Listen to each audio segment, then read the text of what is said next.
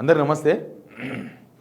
పిల్లగాడు కాలేజీకి పోయిండు, ట్యూషన్ పోయిండు, మస్తు చదువుకున్నాడు, కానీ ఎగ్జామ్స్ మాత్రం వద్దంటుండు. ప్రస్తుతం మన గవర్నమెంట్ పని అదే ఉన్నది. కాంగ్రెస్ గవర్నమెంట్ అధికారంలోకి వచ్చింది 2 సంవత్సరాలు అయింది. మేము రైతులకు దేశంలో చెయ్యని రుణమాఫీ చేసినామని చెప్తున్నారు, రైతు భరోసా మేమే ఎక్కించినామని చెప్తున్నారు. అసలు తెలంగాణ మొత్తం కాంగ్రెస్ వెంటనే ఉంది, 10 సంవత్సరాలు అయిన ముఖ్యమంత్రి అని చెప్తున్నాడు. ఇంకొక 30 ఏళ్ళు కాంగ్రెస్ అధికారంలో ఉంటుందని చెప్తున్నారు. 18 గంటలు కష్టపడుతున్నారు రేవంత్ రెడ్డి అని చెప్తున్నారు. ఎలక్షన్స్ మాత్రం వద్దంట. ఎలక్షన్స్ మాత్రం ఏ ఎలక్షన్ వద్దంట, ఎంపీడీసీ జెడ్పీ ఎలక్షన్ పెట్టొద్దంట. ఇంకా ఏకంగా సహకార సంఘాల, రైతుల సహకార సంఘాల ఎన్నికలు అయితే రద్దే చేసి పడేసినారు. నామినేటెడ్ పోస్టులు అంట, అవి ఎలక్షన్స్ పెట్టారంట. ఎప్పటి నుంచో ఎలక్షన్సే ఉన్నాయి, కానీ ఎలక్షన్స్కి పోవద్దంట. ఎందుకు? వీళ్ళ బలహీనతను వీళ్ళు బయట పెట్టుకుంటున్నారు. ఈ గవర్నమెంట్ బలహీనతను ఎవరు బలహీనత వాళ్ళు బయట పెట్టుకోరు. లాస్ట్కు పిల్లి కూడా 2 సార్లు బెదిరిస్తే 3ఓసారి కయ్యి అని మీదకి వస్తుంది. సరే, అది కరుస్తుందో అరుస్తుందో తర్వాత విషయం, కానీ వస్తుంది. కానీ ఈ గవర్నమెంటు చేయలేకపోతుంది. అసలు ఎందుకు ప్రభుత్వం ఈ ఎలక్షన్స్ పెట్టొద్దు అనుకుంటుంది? ఎలక్షన్స్ పెడితే వచ్చే ప్రాబ్లం ఏంది? ఇవన్నీ అంశాల మీద మాట్లాడదాం. ఎందుకంటే ఇది రైతు భరోసా కూడా ముడిపడి ఉంది. ఈ ఎలక్షన్సే రైతు భరోసా ఎలక్షన్స్ మొత్తం ఒకటి లింక్ అయి ఉన్నాయి. మొత్తము అన్ని విషయాలు చెప్తా. చాలా కష్టాలు కోర్చి మరీ వార్తలు చెప్తున్నాం. కాబట్టి సబ్స్క్రైబ్ చేయని వాళ్ళు సబ్స్క్రైబ్ అయితే చేయండి, షేర్ కూడా చేయండి వీడియో.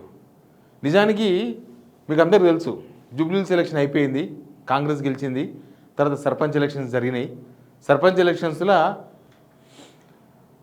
ఎలక్షన్స్లో అసలు మొత్తం వన్ సైడ్ అనుకున్నారు. రేవంత్ రెడ్డి ప్రచారం చేసిండు, మినిస్టర్లు ఊర్లు పట్టుకొని తిరిగిండ్రు, ఎమ్మెల్యేలు ఊళ్ళకే పరిమితం అయినరు. అయినా సరే రిజల్ట్ ఎటు వచ్చిందో మీకు తెలుసు. వీళ్ళేమో రిజల్ట్ బాగా వచ్చింది, అసలు మొత్తం కాంగ్రెస్కే వేసారు, కాంగ్రెస్కు 8500 గ్రామ పంచాయతీలు వచ్చినాయని చెప్పుకున్నారు. అంటే జనమంతా మా వెంటనే ఉండాలని చెప్పుకున్నారు. సరే, ఎవరైనా అదే చెప్పుకుంటారు. గవర్నమెంట్ ఉన్నప్పుడు, ప్రతిపక్షం ఉన్నప్పుడు వాళ్ళు మా పార్టీకి వచ్చినాయని చెప్పుకుంటారు, వీళ్ళు వచ్చినాయని చెప్పుకుంటారు. మరి వచ్చినప్పుడు ఎలక్షన్స్ పెట్టడానికి ఏంది బాధ వీళ్ళకు? ఎలక్షన్స్ పెట్టడానికి ఎందుకు వెనుక కాడుతున్నారు? ఎందుకు భయపడుతున్నారు?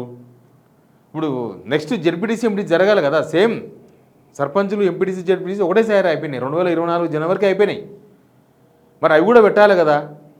ఎందుకు పెడతలేరు అంటే, ఇప్పుడు సర్పంచ్ ఎలక్షన్ రిజల్టు బయటికి మాట్లాడుతున్నారు, కానీ లోపల వాళ్ళు సంతృప్తికరంగా లేరు. వాళ్ళు అనుకున్న సీట్లు రాలేదు. అది ఇంత ప్రచారం చేసినా, రేవంత్ రెడ్డి జిల్లాలు తిరిగి సర్పంచ్ ఎలక్షన్స్ ప్రచారం చేసినా రిజల్ట్ రాలేదు. అసలు 80% 90% రావాలి వాళ్ళకు. అసలు వాళ్ళ లెక్క ప్రకారం బీఆర్ఎస్కు రావద్దని సీట్లు, బీజేపీ అంటే ఆడికాడికే వచ్చినాయి, 600 సీట్లు వచ్చినాయి, వాళ్ళు ఆడికే మస్తు వచ్చినాయి అన్నారు. ఓకే, ఇంకా ఎంపీటీసీ జెడ్పీటీసీ పెడితే పార్టీ గుర్తుల మీద జరుగుతుంది. ఈ సర్పంచ్ పార్టీ గుర్తుల మీద జరగలే. పార్టీ గుర్తుల మీద జరిగితే ఇంకా తీవ్రంగా ఉంటుంది. జనాల కోపం గవర్నమెంట్కి అర్థమైంది. సింపుల్గా చెప్పాలంటే జనాల కోపం గవర్నమెంట్కు బాగా అర్థమైపోయింది. ఇప్పుడు కనుక ఎలక్షన్స్ పెడితే ఇవే జనాలు ఓట్లు వేయాలి కాబట్టి, ఇదే జనాలు కదా, మళ్ళీ అదే ఊరు జనాలు, అదే ఊళ్ళో ఉన్న ఓటర్లే మళ్ళీ ఓట్లు వేయాలి. కాబట్టి ఆ ఓటర్లతో పెట్టుకుంటే ఇప్పుడు పని కాదు, అనవసరంగా పోతాయి. ఎవరు సర్వే రిపోర్ట్ ఇచ్చారట, జెడ్పీ చైర్మన్లు మనకు 31, 32 ఉంటాయి కదా. అయితే బీఆర్ఎస్కు 18 వస్తాయని చెప్పినట్ట. ఇది అతిశయోక్తి కాదు, నేను ఏదో బీఆర్ఎస్ పొగడదా ఉన్న ఉద్దేశంతో చెప్తలేను. అంటే వాళ్ళకు 18 పోతే వీళ్ళకి 12, 13 మిగులుతున్నాయి. అంటే సగం సీట్లు కూడా కాంగ్రెస్కి వచ్చే పరిస్థితి లేదు. కాంగ్రెస్కు సర్వేలు చేసే వాళ్ళు ఇచ్చిన రిపోర్ట్ అండి ఇది. కాంగ్రెస్ ఎప్పుడు రెగ్యులర్గా సర్వేలు చేపిస్తారు, వాళ్ళు ఇచ్చిన రిపోర్టు బీఆర్ఎస్కు 18 జెడ్పీ చైర్మన్లు వస్తాయని చెప్పారంట. ఇక దాంట్లో మళ్ళీ బీజేపీ 1-2 ఉంటాయేమో మిగిలిన దానిలో. ఇక గదే కనుక జరిగితే అసలు ఎమ్మెల్యేలు కూడా గవర్నమెంట్కి సహకరించరు, ఇంకా ఎవరి దారాలు చూసుకోవడమే. దానికి భయపడి ఎంపీటీసీ జెడ్పీసీ ఎలక్షన్ పెట్టొద్దని డిసైడ్ అయినారు. మినిస్టర్స్ మీటింగ్ పెట్టుకొని కేసీఆర్ ప్రెస్ మీట్గా మాట్లాడినారు తప్ప ఎంపీటీసీ జెడ్పీసీ ఎలక్షన్ పెడదామని మాట్లాడలే. ఒకవేళ ఎంపీటీసీ జెడ్పీటీసీ పెడితే రైతు భరోసా కూడా ఇవ్వాల్సి వస్తుంది. రైతు భరోసా ఇవ్వకుండా పోతే అంతకన్నా దారుణంగా ఉంటుంది. ఇంకా 18 సీట్లు కాదు, వాళ్ళకి ఇంకా ఎక్కువ వస్తాయి, అప్పుడు వాళ్ళకి ఇంకా తగ్గుతాయి. కానీ దానికి ఇప్పుడు 9,000 కోట్ల రూపాయలు కావాలి రైతు భరోసాకు. ఇప్పుడు అంతా అడగంటిపోయింది.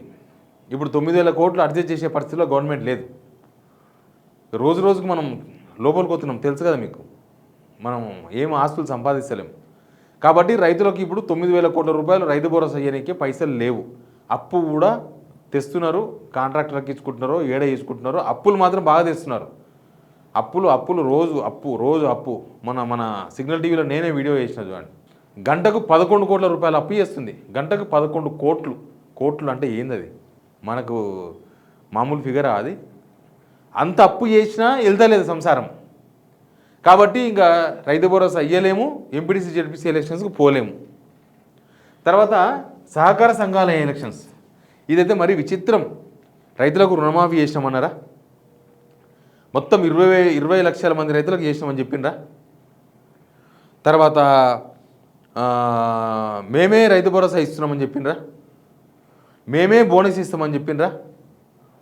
అసలు ఇది రైతు ప్రభుత్వం అని చెప్పిండ్రా? కానీ సహకార సంఘాల ఎలక్షన్స్కి పోతే ఆడ కూడా పార్టీ గుర్తులు ఏమి ఉండవు, సేమ్ సర్పంచ్ ఎలక్షన్స్ లాగానే ఉంటాయి. ఆడ కూడా పోయిందనుకో, ఆడ కూడా పోయే అవకాశాలు ఎక్కువ ఉన్నాయి. రైతులంతా తీవ్రమైన అసంతృప్తితో ఉన్నారు. కాబట్టి అనవసరంగా ఇక పటాపంచలు అయిపోతుంది గవర్నమెంట్ మీద. రైతులు యాక్చువల్గా రాజకీయ ప్రభావం ఉండదు, కానీ మద్దతు తెలుపుతాయి. ఈ పార్టీ ఆ పార్టీ అన్ని రకాల పార్టీలు మద్దతు తెలుపుతాయి. అక్కడ కూడా ఆ సంఘాల్లో ఎవరైతే రైతులు ఉంటారో వాళ్ళే ఓట్లు వేయాలి, మొత్తం రైతులే ఉంటారు. ఇప్పుడు ఏముంటుంది గవర్నమెంట్ అంటే ఎలక్షన్ పెట్టొద్దు, అవన్నీ నామినేటెడ్ పోస్టులు అంటే ఉత్తగా నామినల్గా మేమే ఎవరినో పెట్టుకోని చెప్తాం, ఒక ఆయన చైర్మన్ అని పెడతాం, పెట్టుకోండి, డైరెక్టర్ అని ఇస్తాం, పెట్టుకోండి. ఇక జిల్లా స్థాయిలో కూడా మేమే ఎవరిని ఇస్తాం, ఆయన జిల్లా చైర్మన్ అయిపోతాడు. మండల స్థాయిలో మేమే ఇస్తాం, మండల చైర్మన్ అయిపోతాడు. తెలంగాణ స్టేట్ మొత్తానికి ఒక ఆయన మేమే నామినేషన్ చేస్తాం, అయిపోతుంది. ఇంకా అంతే. అంటే ఎలక్షన్ పెట్టకూడదు, రైతులు ఓట్లు వేయకూడదు అనమాట. రైతులు ఓట్లు వేసే అవకాశం కల్పిస్తే కాంగ్రెస్ సపోర్టెడ్ అభ్యర్థులు ఓడిపోతారు. ఒక్క ఎలక్షన్ ఎంత ఎఫెక్ట్ పడ్డదు, ఒక్క సర్పంచ్ ఎలక్షను ఇంత ఎఫెక్ట్ పడ్డది. జనాలు ఓట్లు వేస్తారన్న నమ్మకం ఈ ప్రభుత్వానికి లేదు.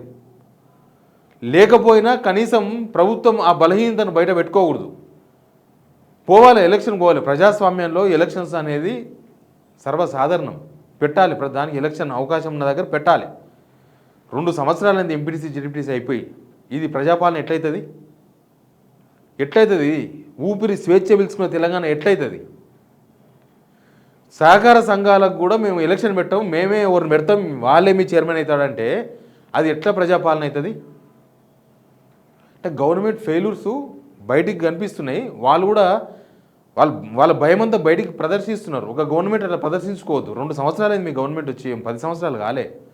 ఈ 2 సంవత్సరాలకే మీరు ఇంత ఎలక్షన్స్కి పెట్టాలంటే తినకలాడితే ఏంది మీ సిచ్యువేషన్? ఇంకా నెక్స్ట్ ఇంకొక 3 years తర్వాత మీ పరిస్థితి ఏంది? మీరు ఎట్లా 10 సంవత్సరాలు ముఖ్యమంత్రి అవుతారు? ఎట్లా 20 ఏళ్ళు మీ గవర్నమెంట్ ఉంటుంది? జనాలు కాంగ్రెస్ కావాలని గెలిపించుకున్నారు. ఇప్పుడు ఆ జనాల మీద వీళ్ళకి అనుమానం వచ్చింది. ఆ జనాలు ఓట్లు వేయరేమో, మాకు సర్పంచ్ ఎలక్షన్స్ లాగానే మిగతా ఎలక్షన్స్ చేస్తారు, సర్పంచ్ ఎలక్షన్స్ కానీ ఇంకా దారుణంగా చేస్తారని అనుకుంటున్నారు వీళ్ళు. దానికోసమని ఎలక్షన్స్ మొత్తం రద్దు చేసినారు. అసలు ఎలక్షన్సే వద్దు. రేవంత్ రెడ్డి ఉద్దేశం ఏంటంటే ఇప్పుడు నేను ముఖ్యమంత్రిని, ఇంకొక 3 సంవత్సరాలు నేను ఇట్లే కొట్టుకుంటూ ఉంటా. ఎందుకంటే దింపే మనగాళ్ళు ఎవరు లేరు కాంగ్రెస్లో. హైకమాండ్ దింపితే తప్ప దిగిపోయే పరిస్థితి లేదు. కానీ ఈ ఎలక్షన్స్ పెడితే అనవసరంగా నన్ను దిగిపో అనే కాడికి వస్తుంది. కాబట్టి నేను ఎలక్షన్స్ పెట్టకుండా ఇట్లే ఉంటా. అంటే ప్రజాపాలనలో అందరూ ఉండాలి ప్రజాప్రతినిధులు. నేను ఒక్కరు ముఖ్యమంత్రి ఉంటా, ఇంకెవ్వరు అవసరం లేదంటే నడుస్తుందా? ఆయన కూడా ముఖ్యమంత్రి కూడా సరిపోద్దా? కింద కూడా ఉండాలి కదా. ఎందుకు ఎలక్షన్స్ వద్దనుకుంటుంది గవర్నమెంట్? ఎందుకు ఎలక్షన్స్ పెట్టమని సర్క్యులర్ ఇచ్చారు? ఇది చాలా దారుణమైన విషయం తెలంగాణలో. మీరు కూడా రెస్పాండ్ కాండి. ఈ వీడియో చూస్తున్న వాళ్ళు ప్లీజ్ సబ్స్క్రైబ్.